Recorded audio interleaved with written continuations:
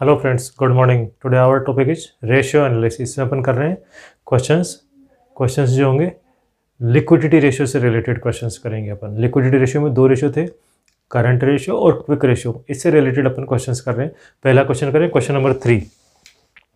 जब भी अपन क्वेश्चंस करते हैं सबसे पहले उस क्वेश्चन का फार्मूला नोट कर लेना चाहिए, जिससे अपने को ये पता रहे कि कौन कौन सी वैल्यू आपको चाहिए। तो यहाँ पे current ratio, current assets upon current liabilities, और क्विक रेशियो के लिए चाहिए आपको quick assets upon current liabilities. ये चाहिए आपके पास में। अपन क्वेश्चंस पढ़ते हैं, करंट एसेट्स करंट लायबिलिटीज की अपन वैल्यूज नोट डाउन करते हैं। तो अपन बना लेते हैं करंट एसेट्स जो कि वो इधर लिख देंगे और करंट लायबिलिटीज इधर मेंशन कर देंगे अपन। यस, देखो क्या कह रहा है, cash and cash equivalent. Calculate the current ratio and quick ratio from the following information. Also give about the opinion. Short term financial position of the company. Yes, cash and cash equivalent 10,000.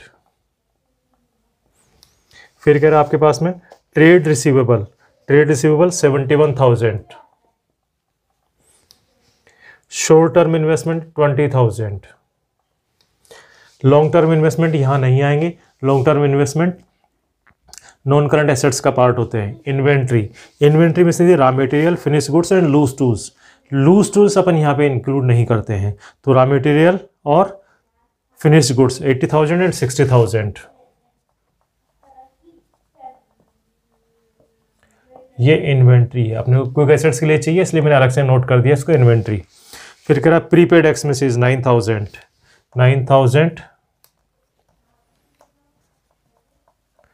Prepaid expenses, ये 9,000 हो गया आपके पास में prepaid expenses. Plant and machinery नहीं आएगा। Trade payable liability हो गई 1 लाख, लाइबिलिटी हो गई 1 लाख। Provision for taxation 25,000।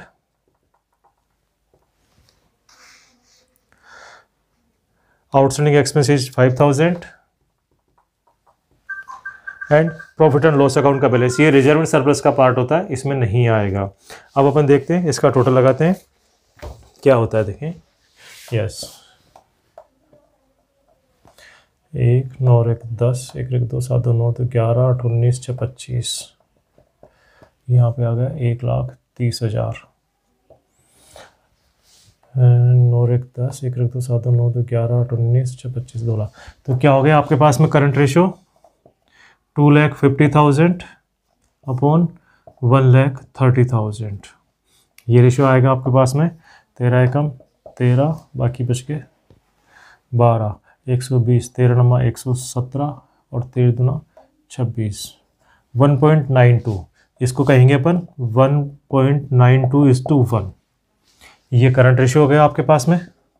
अब क्विक रेशियो अपने चाहिए क्विक एसेट्स क्या करेंगे, ये दो चीज़ें एक्सक्लूड हो जाएगी, इन्वेंट्री और प्रीपेड एक्सपेंसेस।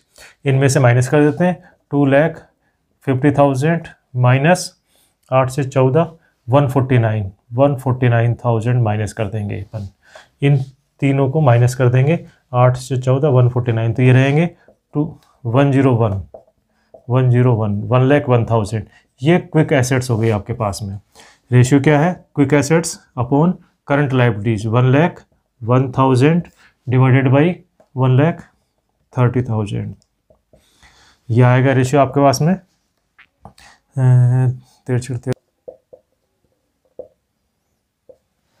अपने पास में रेशियो रहेगा ये 0.78 इक्वल 93 में। यस, 0.78:1। ये क्विक रेशियो हो जाएगा आपके पास में। अब अपन करते हैं नेक्स्ट क्वेश्चन नंबर 5।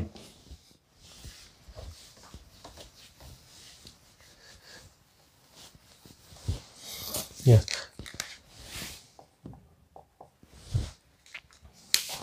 इसमें कह रहा है अपने पास में calculate the current ratio, trade total assets, land and building, machinery, non current investment, shareholders fund, non current liabilities.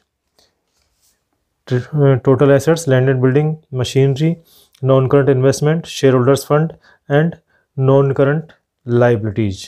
Yes, यहाँ पे अपने को करंट रेशियो लेना है। Current ratio equals to current assets upon current liabilities. ये दो value चाहिए। इसने डायरेक्टली करंट एसेट्स की वैल्यू भी नहीं दी है और करंट लायबिलिटीज़ की वैल्यू भी नहीं दी है, वो अपने को कैलकुलेट करनी पड़ेगी। इसके लिए अपने को एक बैलेंस शीट का फॉर्मेट समझना होगा। नॉर्मली जो अपन ट्रेडिशनल बैलेंस शीट बनाते हैं इस तरह से बनाते हैं अपन।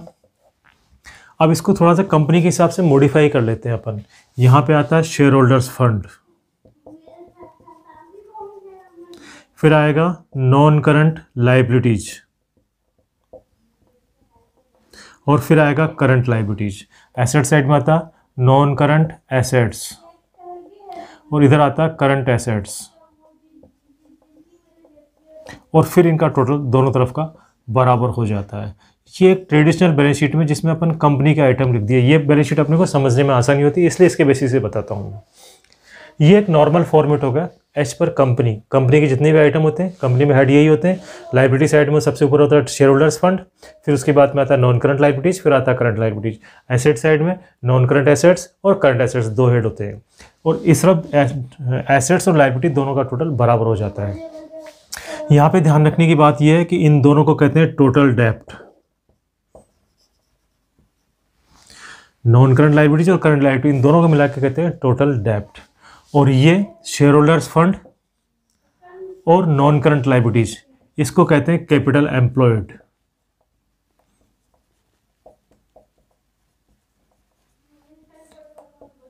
अब क्वेश्चन में किस तरह की सिचुएशन आती है वो अपन इसमें फिलअप कर देंगे, तो कोई ना कोई बैलेंसिंग फिगर रहेगा, वो अपने को मिल जाएगा करंट एसेट्स या करंट लाइबिलिटीज। ये बैलेंस शीट का फॉर्मेट आपको थ्रू आउट द चैप्टर काम आएगा। इसमें ध्यान रखें, इस फॉर्मेट में अपन कैलकुलेशन करने के बाद में उसको फार्मूले में डिजाइन कर सकते हैं। इस फॉर्मेट में काम करने से गलती होगी ही नहीं। फार्मूले तो आपको डिफरेंट टाइम पे डिफरेंट टाइप के याद रखने पड़ेंगे आपको, तो इसलिए अगर ये करेंगे अपन बैलेंस शीट का फॉर्मेट अपनाएंगे तो अपने को फार्मूला भी याद नहीं रखना होगा और गलती भी नहीं होगी, इसलिए ध्यान रखें ये बात। यस, अब इसमें कह रहा है देखो टोटल एसेट्स बताइए 12 लाख। ये टोटल एसेट्स 12 लाख हो गई, और टोटल एसेट्स के बराबर टोटल लाइबिलिटी होती है, अपन जानते हैं 12 लाख हो गई। अब कह रहा है land and building machinery. Yes, land and building और मशीनरी ये नॉन करंट एसेट्स के पार्ट होते हैं। लैंड एंड बिल्डिंग और मशीन, लैंड एंड बिल्डिंग है 6 लाख रुपए की और मशीन है 1 लाख रुपए की। ये हो गया।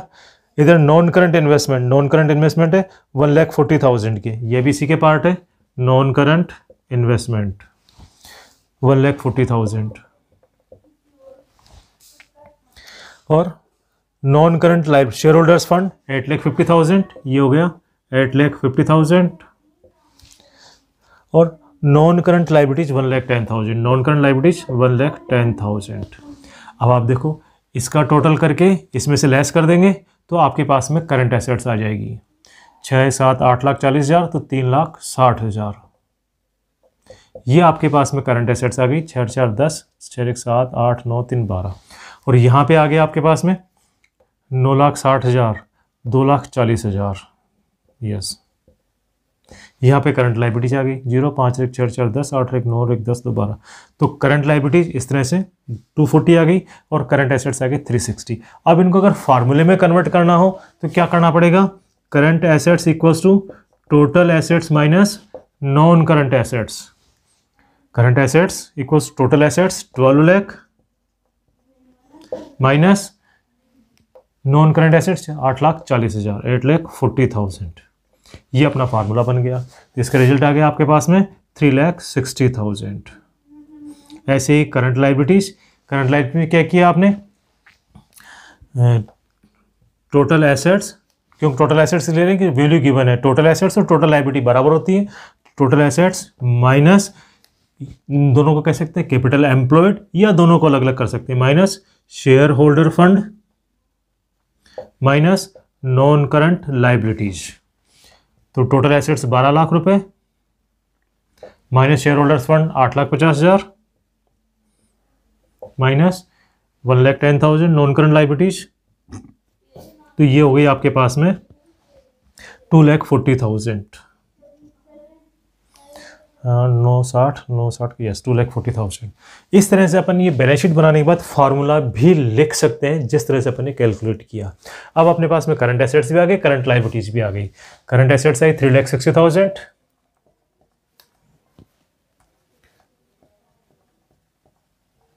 Upon current liabilities 2,40,000। ये आ गया रेशियो आपके पास में आ जाएगा 12×24 3:2। रेशियो क्या हो गया 3:2। दैट इज जितनी रिक्वायरमेंट है उससे कम है आपका रेशियो। जो होना चाहिए वो होना चाहिए 2:1। इसको और चाहो तो आप और कम कर सकते हो 1.5:1। जो स्टैंडर्ड था 2:1 उससे कम है, अपन कह सकते हैं इज नॉट सेटिस्फैक्ट्री। जो फर्म की पोजीशन है दैट इज़ नॉट सेटिस्फैक्ट्री। आशा करता हूँ आपको ये बैलेंस शीट का फॉर्मेट समझ में आया होगा। हमारे दोनों क्वेश्चंस आपको समझ में आएंगे। आप हमारे इस वीडियो को लाइक करें, हमारे इस चैनल को सब्सक्राइब करें और अपने फ्रेंड्स के साथ में शेयर करें ताकि उनको भी इनका बेनिफिट मिल सके। Thank you.